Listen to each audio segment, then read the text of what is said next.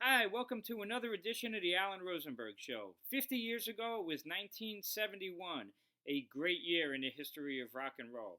I own 93 albums that came out in 1971, and I'm going to show you my favorites that came out that year. I'm going to start with my top 10 most listened to albums that came out in 1971.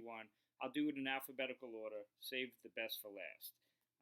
My first one, starting with the letter B, David Bowie and Hunky Dory. I just did a video on my favorite Bowie albums as well as my whole discography of Bowie.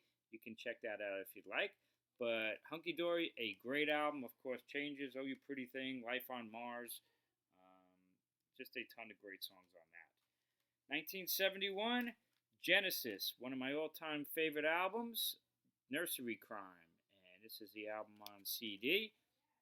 You probably know this album if you love old Genesis like I do. Here's the original version on vinyl. This is actually first pressing on famous Charisma label distributed by Buddha. That great, great artwork that Genesis used to have. Nursery Crime from Genesis. Jethro Tull, Aqualung. I guess the most famous Tull album, and deservedly so. Can't go wrong with Aqualung, Cross-Eyed Mary, Mother Goose, Wondering Aloud, Locomotive Breath, and more. A phenomenal album.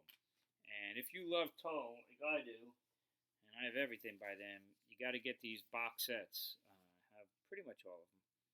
And the the the series that Jethro Tull's been doing with their classic albums and putting them out in these booklets with like 90 something pages and photographs and 4 or 5 discs, Blu-rays. Phenomenal. Jethro Tull, Aqualung.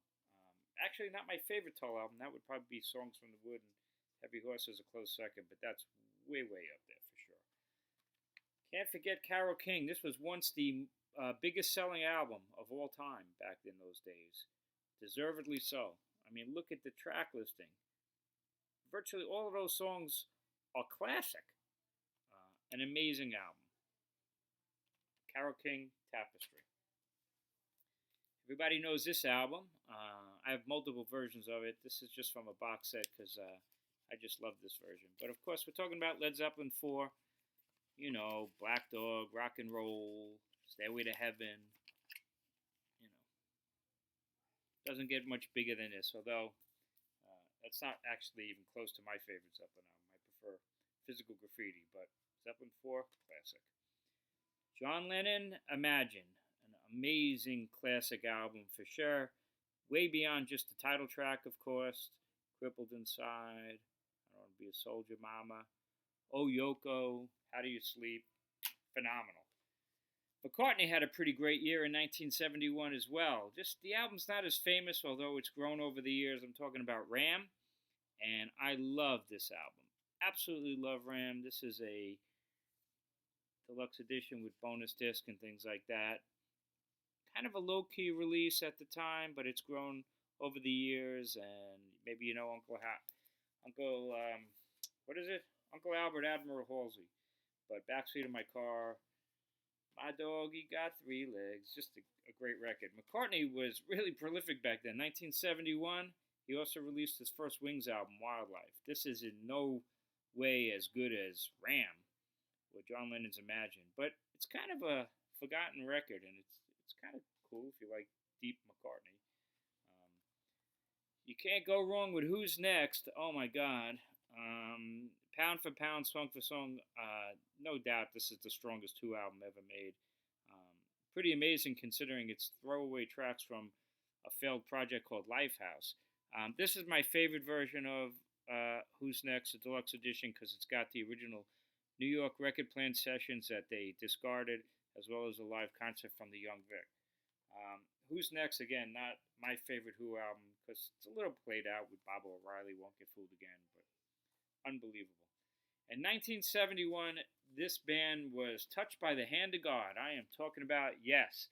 And they released both these albums in 1971, and they are undisputed classics, damn near perfect albums. Start with the Yes album. I mean, look at this track listing. You got Yours Is No Disgrace, Clap, Starship Trooper, I've Seen All Good People, Adventure, Perpetual Change, and then this one has bonus tracks. Unbelievable. Later that year, they drafted in Rick Wakeman and they put out Fragile, first cover with Roger Dean, album cover, and beautiful artwork, and what a track listing as well. I love this album because it's got a couple of mega songs like Roundabout. Everybody used to know that song. That was their biggest song, in the 70s. South Side of the Sky is one of my all-time favorite Yes songs. Long Distance Runaround, Harder to Sunrise, incredible. But each member of the band does a little solo thing in between these mega songs, and they're great. We Have Heaven by John Anderson is really cool. Mood for a Day, an amazing piece from Steve Howe. So Fragile and the Yes album. And then the following year, they put out Close to the Edge, and then after that, they put out Yes songs. I mean, whew, boy, were they firing on all cylinders. My number one album in 1971 is actually my number one album of all time. Wearing the shirt. It's the Rolling Stones Sticky Fingers. I have 9 different versions of this album. Here's a vinyl version, and then a Spanish vinyl version, which came out back then because in Spain they banned Sister Morphine, so no Sister Morphine on this version. Instead, it had a live version of Let It Rock. I have tons of CD versions. This is a really cool one with an actual zipper. It's a perfect album. It's the Stones at their best, which means it's as good as anybody's ever put out. I mean, look what you're talking about. Brown Sugar, Sway, Wild Horses, Can't You Hear Me Knocking? Side 2 started with Bitch, I Got the Blues, Sister Morphine, Dead Flowers, Moonlight Mile. What did I forget? The only song that's a little bit of a throwaway is You Gotta Move, but it fits perfectly on this album. It's an amazing record.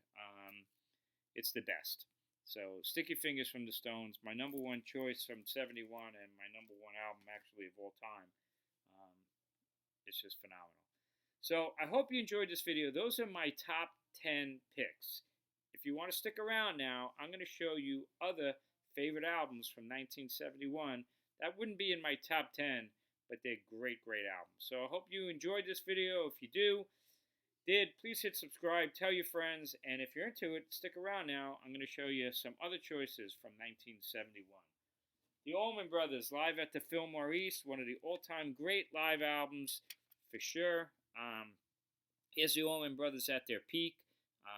They actually became a superstar band because of this album, and then, unfortunately, Duane Allman and then Barry Oakley died, but they continued, put out Eat a Peach, Brothers and Sisters, and at some point became really, back then, the biggest band in America, the biggest American rock and roll band, or the greatest. Different versions have come out. There's a thing called the Fillmore Concerts, but live at the Fillmore East, prime Allman Brothers for sure. Not really one of my favorite Alice Cooper albums, but you got to mention it because it was really when they were coming into their own as a band. Alice Cooper was a band at the time, and this is Love It to Death, but it featured I'm 18, one of the greatest songs in the history of rock and roll for sure. And Is It My Body, another amazing track. It was a big year for Crosby, Stills, Nash, Young, all these different offshoots. David Crosby put out his classic solo record, If I Could Only Remember My Name. This is a deluxe edition. It's a really interesting listen. It's not a commercial album at all, but it's cool. As a band, they released their double live record, which were getting in vogue back then in the early 70s, Four-Way Street, which was a great live record featuring acoustic tracks and drawn-out live tracks. There's another one here. I was going to talk about this one. Graham Nash released, I think, his best solo record in 71 too, called Songs for Beginners. This is a really strong record, too. Military Madness, I Used to Be a King, Chicago, Simple Man. Really good stuff on this album. The Doors released their last album, at least with Jim Morrison, and here's a version of L.A. Woman. And phenomenal album. Riders of the Storm, personal favorite. Most people talk about Marvin Gaye and What's Going On. This is a great listen. I love this deluxe edition.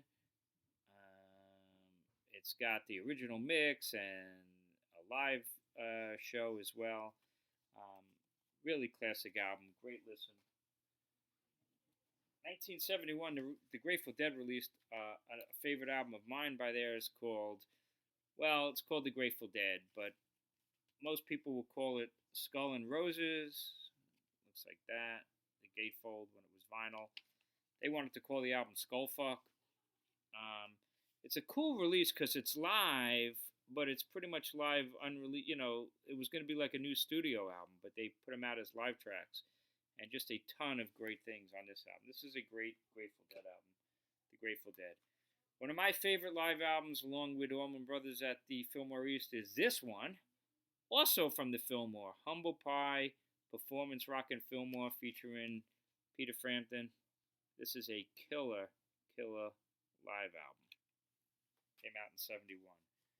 One of my favorite bands, and there's a video out there of my whole Kinks discography, is the Kinks, and they released Muswell Hillbillies in 1971. I love this album, but it's not a major Kinks album, so if you don't like the Kinks, this would not be a place to start, but I really like this album. Joni Mitchell released her classic Blue, and it's a nice CD version of that. A truly classic album from Joni. A lot of people don't talk about this album, but this is a great album from 71. The New Riders of the Purple Sage, which at this point was a Grateful Dead offshoot. Jerry Garcia was in the band, as was Mickey Hart. And this is a killer, kind of a, the beginning of like country rock. This is a great album. Louisiana Lady, oh my God, Glendale Train. And this version's got some extra live stuff. New Riders of the Purple Sage. They had a couple of really strong years, but that's a great album. Van Morrison put out Tupelo Honey. Great title track and a really strong record. You know, Wild Night. John Mellencamp did a cover of it. You may know that version. Rod Stewart really hit his peak in 71 with this solo record. Every Picture Tells a Story, which you know because it's got Maggie May on there, but it's also got Mandolin Wind and I Know I'm Losing You and Reason to Believe and the title track. This is a phenomenal album from Rod Stewart. You knew the band, the Faces, were in trouble because at this time he was splitting his time between solo records, which at that time were great. He had done Gasoline Alley also.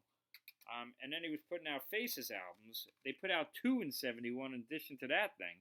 Long Player and A Not Is As Good As a Wink. This is the best Faces studio record. They were not a great studio band. They were a great live band. Their albums are kind of spotty, their studio albums. But this is a killer record as well. So Rod Stewart putting out 3 albums in 71. But his solo record is an undisputed classic. This is a great album from 71 too. Traffic, led by Steve Winwood, and this is The Low Spark of High Heel Boys. This and John Barleycorn are my 2 favorite Traffic albums. This is a great album. And last but not least, a personal favorite of mine. Everybody knows I love Wishbone Ash. This was their second album. This is not an album for you to start. If you don't know Wishbone Ash, this would not be the one I would start with. I would start with the one after this called Argus. But if you like Wishbone Ash, this is a good one. It's got Valediction, which is one of my all-time favorite songs by the band. And Alone's a pretty little track. And Lullaby's a pretty little track. And Jailbait's a good bluesy thing. And this one, good record from Wishbone Ash. So there you go. A whole bunch of great stuff that came out in 1971. I hope you enjoyed this video. If you did, please hit subscribe. Please tell your friends. And please check out my other videos. And I really appreciate you taking the time to check this out. Have a great night, and I'd love to hear your favorite picks from 1971 as well. Like I said, I got 93 albums down there that came out in 71, but I'd love to hear what your choices are. Thanks so much. Have a great one.